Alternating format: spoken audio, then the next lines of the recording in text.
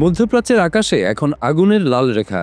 Iran Israel যুক্তরাষ্ট্র সংঘাত রূপ নিয়েছে যুদ্ধে। সর্বোচ্চ নেতা আয়াতুল্লাহ আলী খামেনি নিহত হওয়ার পর তেহরান পূর্ণাঙ্গ যুদ্ধ ঘোষণা করে। তারা হুঁশিয়ার করেছিল ইসলামী প্রজাতন্ত্রের ইতিহাসে সবচেয়ে ভয়াবহ প্রতিশোধ নেওয়া হবে খামেনি হত্যার।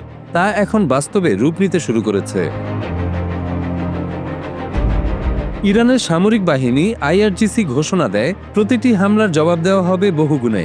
সেই ঘোষণা কার্যকর করতে গিয়ে উপসাগরীয় অঞ্চলে মার্কিন ঘাঁটি এবং ইসরায়েলের বিভিন্ন শহরে একের পর এক ক্ষেপণাস্ত্র ও ড্রোন হামলা শুরু হয়েছে।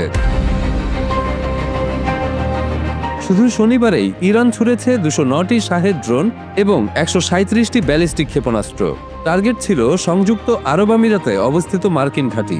দুবাই ও আবুধাবি আন্তর্জাতিক বিমানবন্দরে আঘাতে অন্তত একজন নিহত, আহত হয় 7 জন। একই সময় ইসরায়েলের বেজমে শহরে ক্ষেপণাস্ত্র হামলায় নিহত 9 জন, আহত 20-এরও অধিক। প্রতিরক্ষা বিশ্লেষকদের ভাষ্য, গত বছরের 12 দিনের যুদ্ধের পর থেকেই ইরান তার কৌশল আমূল বদলে ফেলেছে। আগে যেখানে হামাস ও হিজবুল্লাহর মতো প্রক্সি বাহিনী দিয়ে পরোক্ষ চাপ সৃষ্টি করত তেহরান, এখন সেখানে সরাসরি রাষ্ট্রীয় শক্তি দিয়ে আঘাত হানছে। এটি আর ছায়াযুদ্ধ নয়, এটি প্রকাশ্য মোকাবিলা। নতুন কৌশলের কেন্দ্রে 3টি স্তম্ভ।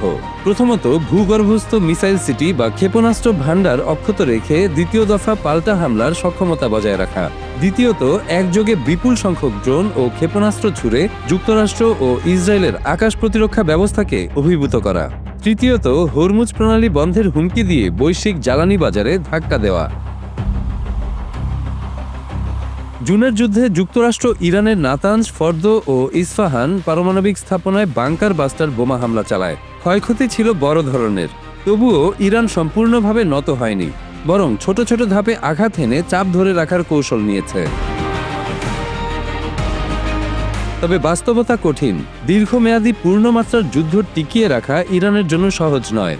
অর্থনৈতিক নিষেধাজ্ঞা, অভ্যন্তরীণ অস্থিরতা, পারমাণবিক অবকাঠামোর ক্ষতি, সব মিলিয়ে রাষ্ট্রীয় সক্ষমতার ওপর বাড়তি চাপ তৈরি হয়েছে। বিশ্লেষকরা বলছেন, তেহরান প্রতিশোধ নিতে পারবে, কিন্তু দীর্ঘ লড়াই টানা কঠিন হবে। অন্যদিকে যুক্তরাষ্ট্র 2003 সালের ইরাক যুদ্ধের পর এই অঞ্চলে সবচেয়ে বড় সামরিক সমাবেশ ঘটিয়েছে। 120টিরও বেশি যুদ্ধবিমান, একাধিক বিমানবাহী রণতরী, ক্ষেপণাস্ত্র প্রতিরক্ষা ব্যবস্থা, সব মিলিয়ে শক্তি প্রদর্শনে কোনো ঘাটতি নেই। কিন্তু ওয়াশিংটনের দ্বৈত বার্তা। প্রেসিডেন্ট ডোনাল্ড ট্রাম্প একদিকে হামলা করছেন, অন্যদিকে বলছেন দীর্ঘ যুদ্ধ চান না। দেশের ভেতরের রাজনৈতিক চাপ এবং আন্তর্জাতিক কূটনৈতিক সমীকরণ ইঙ্গিত দিচ্ছে যুক্তরাষ্ট্র হয়তো দ্রুত নিয়ন্ত্রিত পরিণতি চায়, দীর্ঘস্থায়ী রক্তক্ষয়ী সংঘাত নয়। এই মুহূর্তে আকাশে ড্রোন, সাগরে রণতরী, মাটিতে উত্তেজনা, সব মিলিয়ে মধ্যপ্রাচ্য এক অনিশ্চিত মোড়ে দাঁড়িয়ে। প্রতিটি হামলা নতুন করে প্রতিশোধ ডেকে আনছে, প্রতিটি প্রতিশোধ আবার নতুন উত্তেজনার জন্ম দিচ্ছে। ইরান বলছে এটি সম্মানের লড়াই, ইসরায়েল বলছে এটি নিরাপত্তার প্রশ্ন, যুক্তরাষ্ট্র বলছে এটি প্রতিরোধমূলক পদক্ষেপ। কিন্তু বাস্তবতা কিছুটা ভিন্ন। এই সংঘাত যতই দীর্ঘায়িত হবে, ততই বাড়বে মানবিক ক্ষয়ক্ষতি ও বৈশ্বিক অর্থনৈতিক ধাক্কা।